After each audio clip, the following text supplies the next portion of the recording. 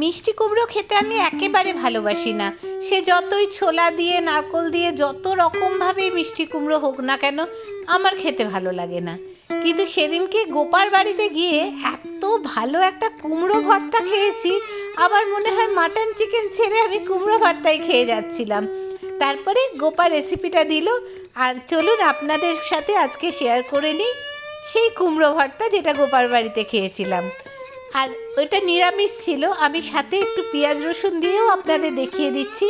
আপনাদের যেটা ইচ্ছে সেটা বানাতে পারেন, কিন্তু বানাবেন অবশ্যই। Hello, welcome to mother's kitchen BNG. চলুন তাহলে রান্নাটা শিখি। আর মনে আছে তো, সাবস্ক্রাইব করে অল বাটনটা ক্লিক করে দেবেন, তাহলে মাদার্স কিচেন বিএনজির নতুন নতুন রান্না আপনারা দেখতে পাবেন, নতুন নতুন রান্নার নোটিফিকেশন আপনারা পাবেন। আর আপনারা বানাবেন, কিন্তু আমায় জানাবেন কেমন হলো। ছোট একটা কুমড়ো বা হাফ একটা কুমড়ো প্রথমে খোসা ছাড়িয়ে টুকরো করে নিলাম। কুমড়োটাকে খুব ভালো করে ধুয়ে নিলাম।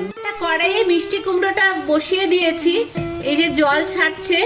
এবার হাফ টিস্পুন নুন এর মধ্যে ভালো করে মিশিয়ে দিচ্ছি। নুনটা দেওয়া হতেই এই জল ছাড়তে শুরু করেছে। এবার ঢাকা দিয়ে দিলাম আর একদম কমিয়ে দিচ্ছি। আস্তে আস্তে মিষ্টি কুমড়োটা সেদ্ধ হয়ে যাবে। জল একদম শুকিয়ে গেছে, তাই জন্য আমি অল্প একটু জল এই কুমড়োর মধ্যে দিয়ে দিচ্ছি। আবার কিছুক্ষণ কম আঁচে রান্নাটা হবে। মিষ্টি কুমড়োটা একদম সেদ্ধ হয়ে গেছে, দেখুন একদম সুন্দর সেদ্ধ হয়ে গেছে। এবার আমি একটু নাড়াচাড়া করে জলটা শুকিয়ে নিচ্ছি।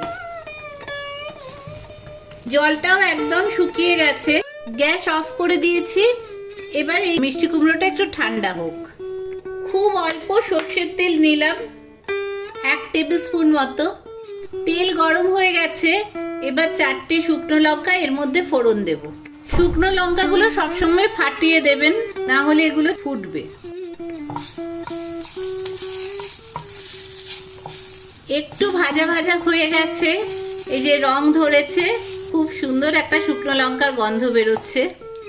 কুমড়োটা এখনো বেশ গরম আছে, তাই জন্য আমি এই পাও ভাজি ম্যাশারটা দিয়ে আস্তে করে এটাকে ম্যাশ করে নিচ্ছি।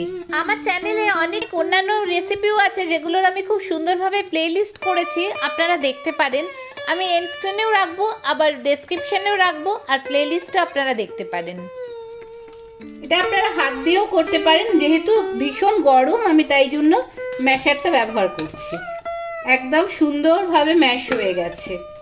আমি ধনে পাতাও দেব, আবার ধনে পাতার ডাঁটিগুলোও ছোট ছোট করে কেটে দেব। ধনে পাতার ডাঁটি দিলে ভীষণ ভালো টেস্ট হয়, বিশেষ করে চাইনিজ রান্নাতে ধনে পাতার ডাঁটি অবশ্যই দেবেন। এবার এগুলোকে ভালো করে ধুয়ে নিই। কাঁচা লঙ্কা দেব 2টো, কাঁচা লঙ্কাটা ছোট ছোট করে কেটে নিচ্ছি। কুমড়ো মাখাটা নিয়ে নিয়েছি, এবার কুমড়ো মাখাতে আরো হাফ টিস্পুন নুন দিলাম। কাঁচা লঙ্কা কুচিগুলো দিয়ে দিচ্ছি। ধনে পাতাগুলো এর মধ্যে ছোট ছোট কুচি করে নিচ্ছি। আর ধনে পাতা দুটোই দিচ্ছি। ধনে পাতা কুচিটা এর মধ্যে দিয়ে দিলাম। ভেজে রাখা শুকনো লঙ্কাগুলোও এর মধ্যে দিয়ে দিলাম। 1 টেবিল স্পুন সর্ষের তেল এর মধ্যে দিতে হবে, এটা কিন্তু অবশ্যই দেবেন। এবার মাখার সময় এই শুকনো লঙ্কাগুলো হাত দিয়ে চাপলেই একদম সুন্দর গুঁড়িয়ে যাবে। এবার খুব ভালো করে মেখে নিন।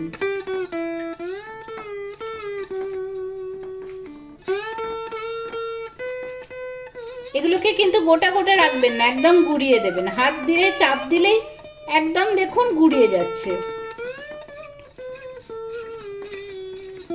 শুকনো লঙ্কা ভাজার যে তেলটা আছে সেটাও একটু এর মধ্যে দিয়ে দিলাম। খুব ভালো করে মেখে নিন।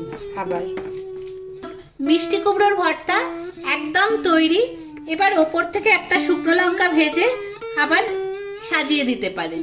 আমি এটা নিরামিষ দিনে খাওয়ার জন্য বানিয়েছি, তাই জন্য পেঁয়াজ রসুন দিইনি, কিন্তু আপনারা যদি চান তাহলে পেঁয়াজ ভেজে রসুন ভেজেও এর মধ্যে দিতে পারেন, বেশ ভালো লাগবে। নিরামিষ ভর্তা তো করলাম, এবার যদি মনে হয় একটু পেঁয়াজ রসুন দিয়ে ভর্তা করি, তাহলে একটু রসুন নিয়ে একটু ছোট ছোট করে কেটে নেবেন। সাথে একটা বা দুটো পেঁয়াজ এরকম লম্বা লম্বি করে কেটে নেবেন। প্রথমে 2 চামচ মতো সর্ষের তেল দিয়ে তেলটা গরম করতে দিয়েছি। সর্ষের তেল গরম হয়ে গেলে এর মধ্যে রসুনটা ভাজা করে নেব। গ্যাসটা কমিয়েই রান্না করছি, না হলে পুড়ে যাবে। এই যে দেখুন রসুনটা একটা লালচে রং ধরেছে। এবার এর মধ্যে পেঁয়াজটা দিয়ে দেব। কুমড়ো ভর্তায় অলরেডি নুন দেওয়া আছে, তাই জন্য বেশি করে নুন দেব না, 1 চিমটি নুন উপরে ছড়িয়ে দেব। আর তারপর আবার একটু ভাজা করে নেব। তাহলে একটু নুন দিলে পেঁয়াজটা তাড়াতাড়ি ভাজা হয়ে যাবে, তাড়াতাড়ি নরম হয়ে যাবে। অনেকটা বেরেস্তার মতোই হবে ব্যাপারটা, কিন্তু বেরেস্তাটা ডোবা তেলে হয়, এটা খুব অল্প তেলে ভাজা ভাজা করে নিচ্ছি। দেখুন একদম বেরেস্তার মতোই কালারটা এসে গেছে, গোল্ডেন ব্রাউন হয়ে গেছে। এখনই আমি গ্যাসটা অফ করে দেব, পেঁয়াজ ভাজাটাকে তুলে নেব। না হলে কি হবে বলুন তো, এটা আরো বেশি ভেজে লাল করতে গেলে এটা পুড়ে যাবে। যখনই দেখবেন এরকম পেঁয়াজ ভাজা গোল্ডেন কালার হয়ে যাচ্ছে, তখনই এটাকে তুলে ফেলবেন। তারপরে গরমে থাকতে থাকতে পেঁয়াজটা একদম আরো ভাজা হয়ে যাবে। পেঁয়াজ ভাজাটাকে তুলে নিলাম আর এইভাবে রেখে ঠান্ডা করতে দিলাম। গোল্ডেন ব্রাউন হতে হতেই এটাকে তুলে নেবেন। দেখুন থাকতে থাকতেই কতটা আরো কালচে লালচে ব্যাপারটা হয়ে গেছে, ভাজা ভাজা ব্যাপারটা হয়ে গেছে।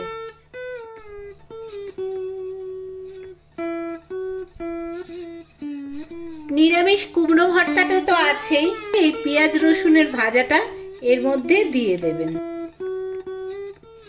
এটাতে অলরেডি তেল দেওয়া আছে, কিন্তু এই যে একটুখানি পেঁয়াজ রসুনের ভাজার যে তেলটা, এইটাও ওপরে দিয়ে দেব। এই বেরেস্তার তেল যদি থাকে সেটা এই ভর্তাতে কিংবা চিকেন মাটন যেটাই বানাচ্ছেন সেটাই যদি দেন খুব ভালো হয়। এবার এটাকে আবার মেখে ফেলবো। ভালো করে মাখতে মাখতেই এই পেঁয়াজগুলো গুঁড়িয়ে যাচ্ছে। ব্যাস হয়ে গেল অসাধারণ একটা কুমড়ো ভর্তা। এটা কিন্তু বাড়িতে অবশ্যই বানাবেন আর আমাকে জানাবেন কেমন হলো। শুধু সাদা ভাত দিয়ে মেখে খেলেই অর্ধেক ভাত উঠে যাবে। ভালো থাকবেন সবাই। Thank you.